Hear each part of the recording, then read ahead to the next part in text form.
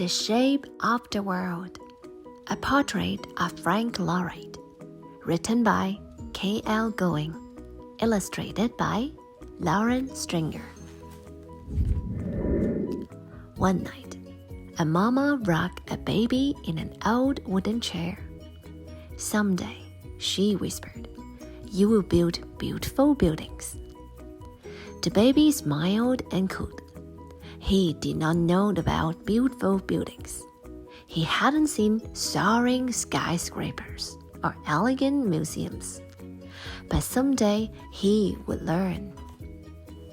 When the baby grew into a boy, his mother gave him gifts: cubes, spheres, cones, pyramids, cylinders.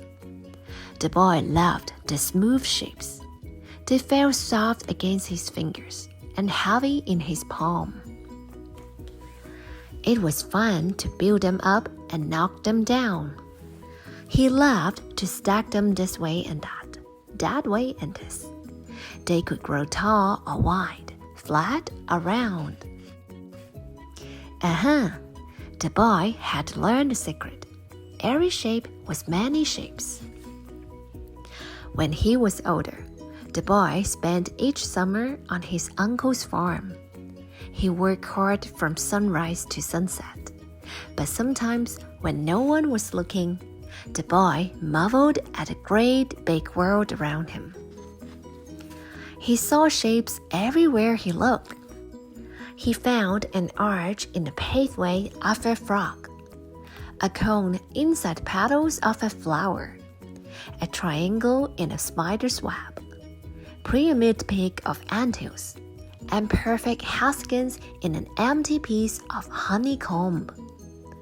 He saw the shiny sphere of the sun and the glowing circle moon.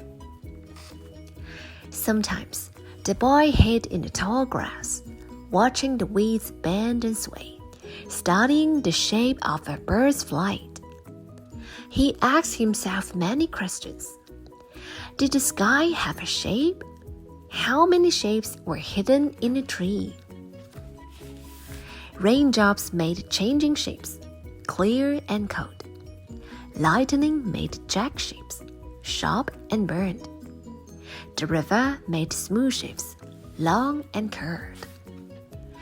The boy loved the shape of the world. He wanted to build buildings as amazing as the world around him. When the boy grew into a man, he became an architect. He worked hard from sunrise to sunset, but he never forgot the smooth weight of the blocks his mother had given him when he was a boy. He remembered the hills and prairies surrounding his family's farm. When other architects chose walls, he chose windows. When others set their buildings apart, he was one with the world around them. He built a house like honeycomb, a museum like a shell, and towers as tall and thick as trees. People from far and wide came to see his work. When they looked at his buildings, they imagined the rolling landscape of hills and felt the wide expanse of sky surround them. Like the boy, they too learned to love the shape of the world.